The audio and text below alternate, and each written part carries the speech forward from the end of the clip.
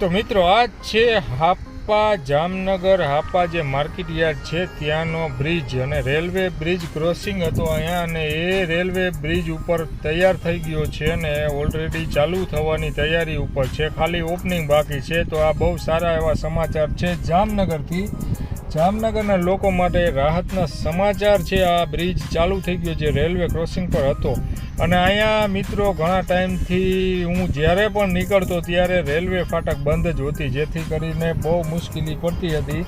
પણ જામનગરના સારા સમાચાર, જામનગરથી આ જે બ્રિજ છે ચાલુ થઈ ગયો છે, અને ત્યાર પછીના જો અત્યારે કમ્પ્લીટ થઈ ગયો છે અને ખાલી હવે ઓપનિંગ કરવાનું જ બાકી છે।